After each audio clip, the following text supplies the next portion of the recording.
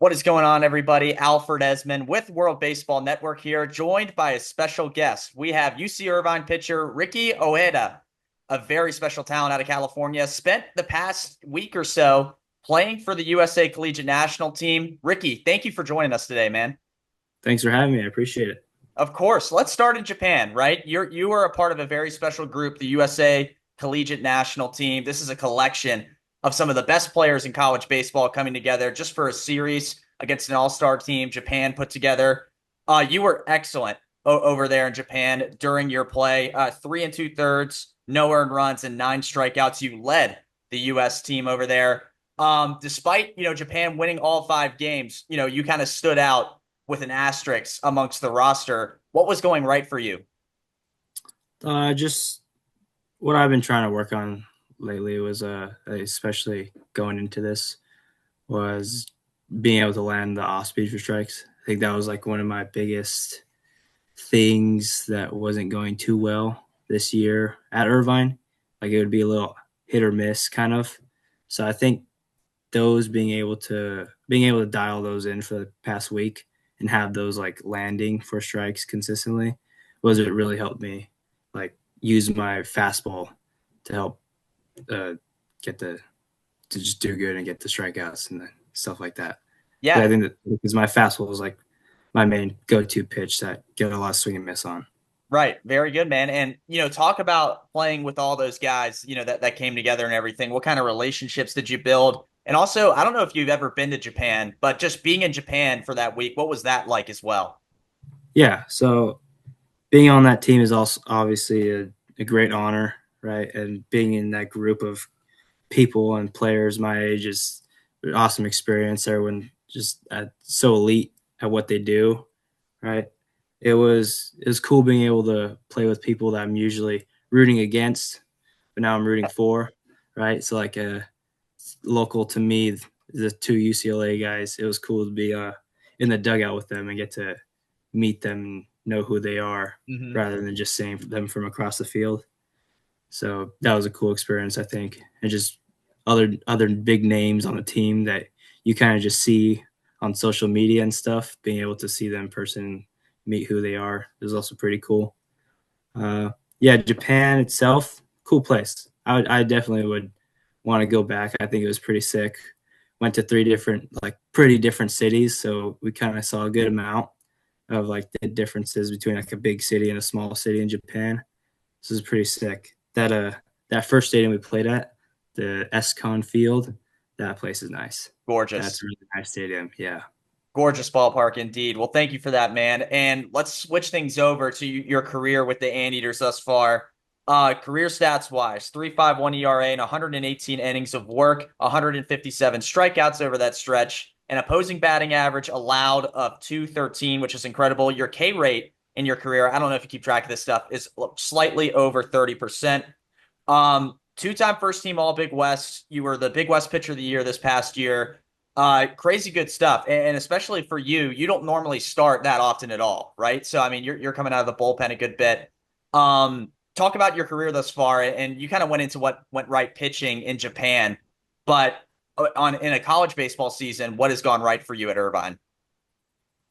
Yeah, I think just not getting in my head about not being a starter. I think that's one of like the biggest things that helped me succeed at where I'm at because I know other people might think like, "Oh, I'm not a starter. Like I'm not going to be good. I'm not the best." Well, I thought, "Well, shit. This is what I got. This is what I'm going to make the most of." So I just took that role and did everything that I could with it, and I mean, I did pretty well. So just being able to keep that mentality of like, even though I'm not a starter, even though like, oh, everybody on paper doesn't think, oh, this guy's one of the best pitchers on the team. I still went out there, did my job, and just did what I could for the team. Yeah, pitching there, it's been fun. I like the team, love the coaches and stuff like that. So it's just a really cool environment. Everyone's very welcoming, so that helps definitely have the confidence and enjoyment of playing baseball at Irvine. Yeah, and it was probably pretty enjoyable this year, right? You guys had 40 Yeah, plus wins this year. incredible conference record led to you winning the Big West regular season championship. You guys were kind of teetering on hosting territory for a lot of, the talk before the NCAA Mm. tournament. You end up being the two seed going not too far away to the Yeah. Los Angeles regional, right? And playing very well there. Lost initially, but won the next two games before UCLA eventually knocked you out, which is, tough because they ended up going to the College World Series. Um, Talk about last season for the team, how it went and everything. One thing that piqued my interest with y'all is the road record was very good for you guys. 20-5 is what it was in true road games. That and just beyond that, how was the team able to be this successful this past season? Yeah, I think just everyone saying going on the road mentality for the team. We knew we were going to play a lot on the road this year, so we didn't cry about it. We knew it was going to happen. We knew what was on the path for us, and we just went out there and did what we know how to do. You know, we didn't try to change anything because we were at someone else's yard. So I also think the enjoyment that we got a lot of going to someone else's place and beating them and putting up a bunch of runs and shutting them down on the mound was a lot more exciting than we had at home. I think going into someone else's yard was really fun to do this year. I Just love that. yeah, I love that. especially since a lot of our team was younger, Mhm. for say, so a lot of excitement with going somewhere. Going somewhere new came with the road trips too. Yeah, very nice. I love that team camaraderie building, and I agree with you. I feel like getting wins on the road as much as y'all did definitely helps that a ton. Which leads into my next thing. Next season, for Irvine, you'll be back, right, with this team. And you said they were young, so I'm assuming a lot of the other guys are going to be back as well. Um, Looking to build on this past year, I feel like a foundation has been set for what you guys can be. Again, you were a teetering on the edge of hosting team a season ago. Yeah, How are you going to build upon this past year and have a successful 2026 season? yeah. Just keep moving forward. I don't think we're gonna try to put too much on trying to live up to the standard of last year. Right? It happened. It's over. On to the next kind of thing. So I think that's like a big deal that Coach Orloff kind of tries to tell us. Right? Is like, all right, it happened. Move on. Mhm. Next year, now we got to focus on this.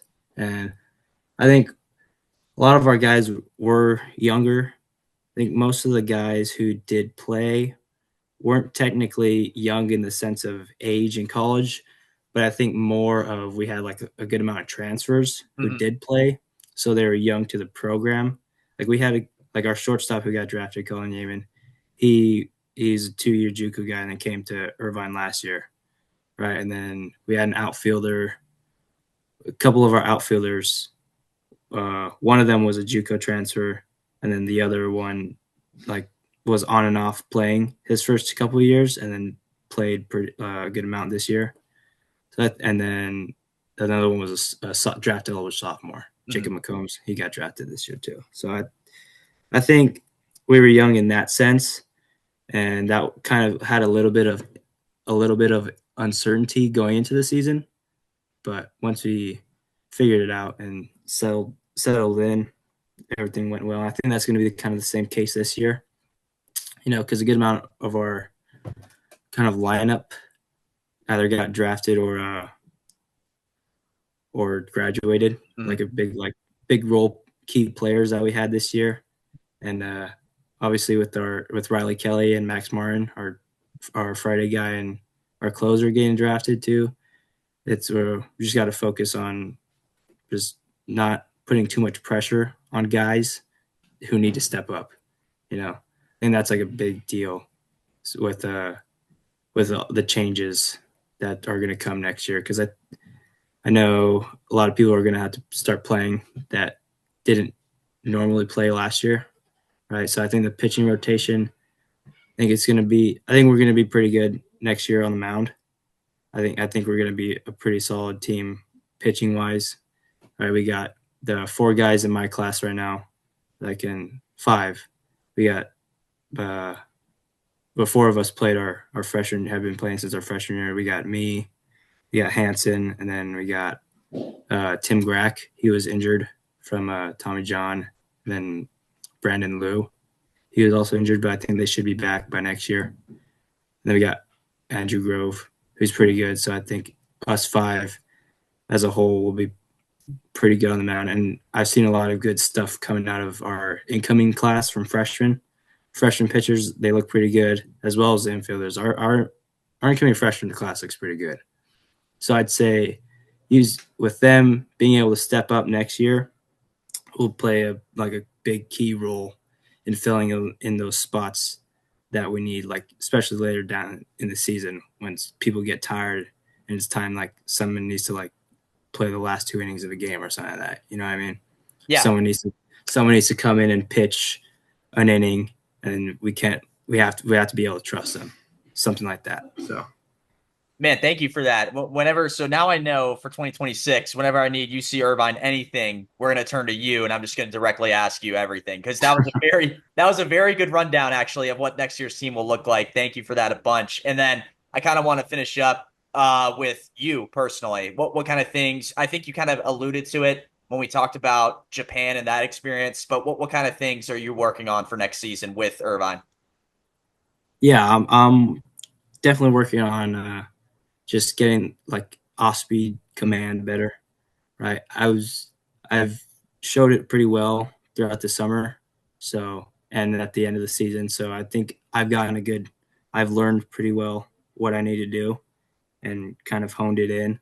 So just staying on track with that, and obviously just getting stronger, trying to throw harder will obviously help with stuff.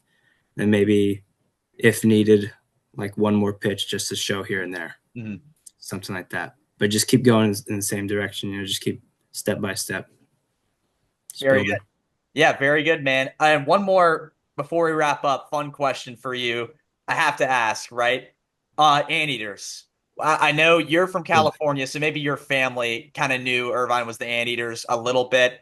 Do you have any friends that, when you told them you were coming to play there, they're like, what's their nickname? And you said Anteaters, and they were shocked at all. You know what I mean? Because that's very uncommon. Yeah. Name. Yeah. No, it definitely is like a shocker to some people who don't know what UC Irvine is. My family, we didn't really pay too much attention to like college before I got there because I'm the oldest in my family, so it wasn't really like a big thing on their mind. Mm-hmm. And when they heard Anteaters, it was a pretty funny joke. It's like, the heck, Anteaters? What kind of mascot is that? But Right. it's pretty cool. It I makes you like turn it. your head a little bit. Yeah.